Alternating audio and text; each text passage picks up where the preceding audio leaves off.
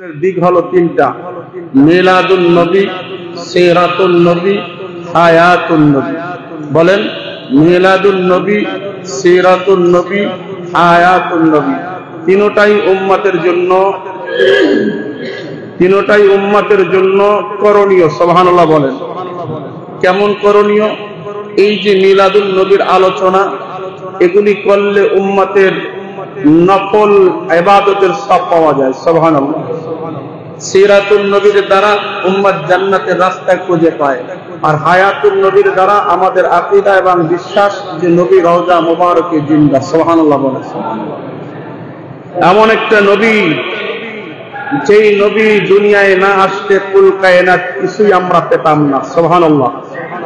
আজকের আপনি আমি, চন্দ্র সূর্য, এই ব্যবসা বাণিজ্য যা কিছু পেয়েছি কার উসিলায়? বলেন, কার উসিলায়? নবীজি সাল্লাল্লাহু আলাইহি ওয়াসাল্লামের উসিলায়। সেই নবী যখন দুনিয়ায় আসলেন, এই আশাটা কেমন ছিল? সুবহানাল্লাহ বলবেন না? যিনি এসেছিলেন, এসে দেখতেছেন তার পিতা দুনিয়ায় নাই। তো যাই হোক, রাসূলের মা হয়েছেন তিনজন। কয়জন বলছি? এতদিন শুনছেন রাসূলের আম্মা হয়েছেন একজন, এখন হুজুর বললেন তিনজন। একটু সন্দেহ আপনাদের মাঝে জাগছে। জাগছে কি জাগে নাই? কথা বলেন, জাগছে কি জাগে নাই? আচ্ছা বলেন তো, রাসূলের মা কয়জন? সন্দেহ জাগছে। সন্দেহ জাগাটাই স্বাভাবিক। আমার রাহমাতুল লিল আলামিনের আল্লাহ হলো তিনজন। একজন হলো গর্ভধারণী মা, আর একজন হইল দুধ মা, আর একজন হইল রাসূলকে লালিত পালিত মা। সুবহানাল্লাহ বলেন। গর্ভধারণী মায়ের নাম আম্মা জান আমিনা রাদিয়াল্লাহু তাআলা আনহা। দুধমার নাম হালিমাতু সাউদিয়া রাদিয়াল্লাহু তাআলা আনহা। আর যে লালিত পালিত, যিনি ছিল একজন কৃতিত দাসী, ওই দাসীটার বাড়ি ছিল আফ্রিকায়, আবিসিনিয়ার। সুবহানাল্লাহ বলেন। কেমন দাসী ছিলেন? আমার আপনার নবী রাহমাতুল লিল আলামিনের আব্বা আব্দুল্লাহ একদিন মক্কার বাজারে গিয়েছেন। বাজারে গিয়ে দেখতেছেন দাসী ক্রয় বিক্রয় হইতেছেন। এমন একটা নির্জন জায়গায় কিছু দাসী, একটা লোক বসে আছে। ওই দাসী ভদ্র কালো, কিন্তু আব্দুল্লাহর দিলের ভিতরে মায়া লাগতেছে। ওই দাসী আর কেউ নয়, ওই দাসীর নাম হইল উম্মে আয়মান। কি নাম? উম্মে আয়মান। যখন তাকে ক্রয় করে আব্দুল্লাহর ঘরে আনলো, তখন তার বয়স মাত্র 9 বছর। সুবহানাল্লাহ বলেন। কত বছর? 9 বছরের উম্মে আয়মান বাড়িতে আসার পরে বরকতের ঢেউ উঠেছেন। আব্দুল্লাহ রাসূলের আব্বা জান ওই আয়মানের নামটা পরিবর্তন করে নাম রাখলো বারাকা। সুবহানাল্লাহ বলেন। মানে বরকত এত আসতেছে, আব্দুল্লাহ খুশি, রাসূলের আম্মা জান আমিনাও খুশি, উভয় দুজন খুশিতে আত্মহারা। কিন্তু ভাগ্যটা এমন পরিহার, রাসূল পাক সাল্লাল্লাহু আলাইহি ওয়াসাল্লাম যখন মায়ের গর্ভে চলে আসলেন, এর মুমিনের দল মায়ের গর্ভে আসার পরে সিরিয়ায় আব্দুল্লাহ ব্যবসা করার জন্য যখন চলে গেল, ঘরের ভিতরে বিবির সাথে আলাপ আলোচনা করল যে ঘরটা এমন ঘর আমার সন্তান দুনিয়ায় আসবে, বাতি জ্বালাইবার মতো আর্থিক আমার নাই।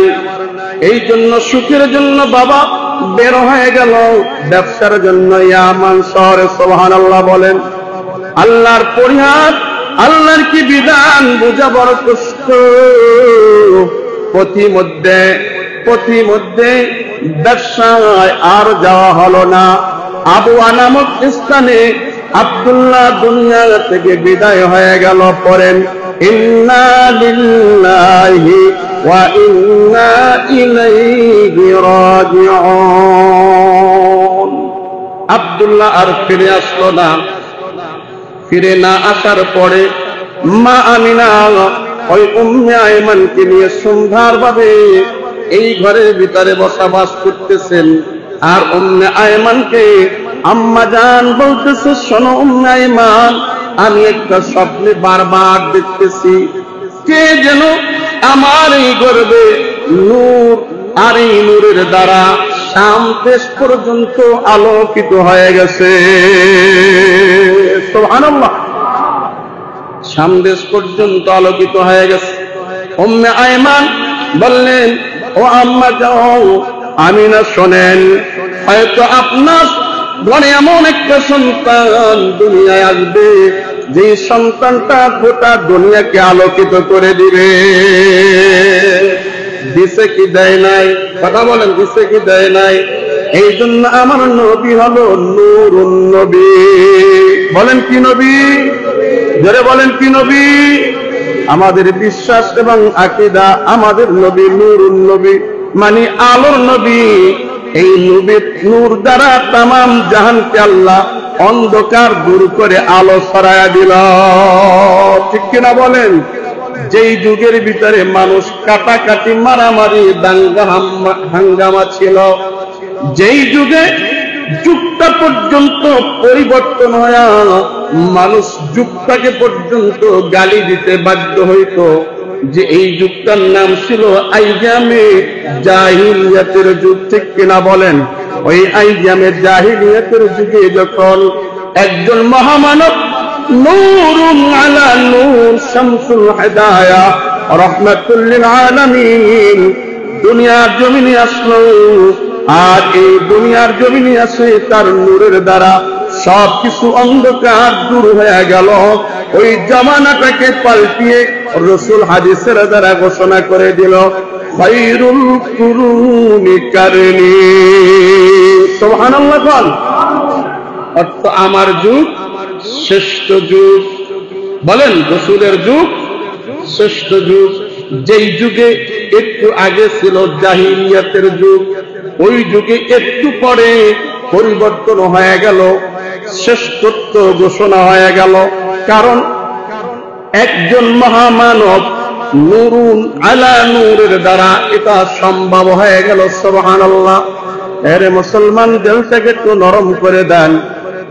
আব্দুল্লাহ যখন দুনিয়া থেকে আবওয়া নামক স্থানে ব্যবসার ক্ষেত্রে দুনিয়া বিদায় হয়ে গেল, শিশু মুহাম্মদ সাল্লাল্লাহু আলাইহি ওয়াসাল্লাম 10 মাস 10 দিন পরে যখন দুনিয়ার আলো দেখবে, ওই আলো যখন দুনিয়ায় আসবে, রাহমাতুল লিল আলামিনের ঘরে আমার আপনার নবীর আম্মা জান বলতেছে, আলো দেওয়ার মতো, টুপি জ্বালাইবার মতো আমার ঘরে কিছু ছিল না, কিন্তু আল্লাহ পাক রব্বুল আলামিন জান্নাতি আলো দিয়ে আমার ঘরটাকে আলোকিত করে দিয়েছে।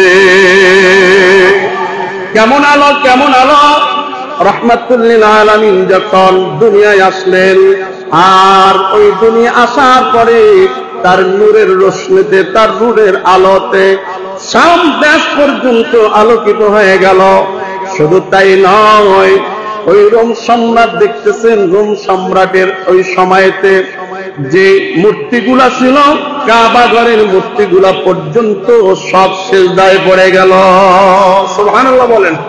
আরে মুসলমান, আমি সেদিকে যাচ্ছি না, আমি যেই বিষয় নিয়ে আলোচনা করছি, আল্লাহ পাক কুরআনুল কারীমের ভিতরে ঘোষণা করে দিয়েছে, আলাম ইয়াজিদিকা ইয়াতীমান ফাআওয়া।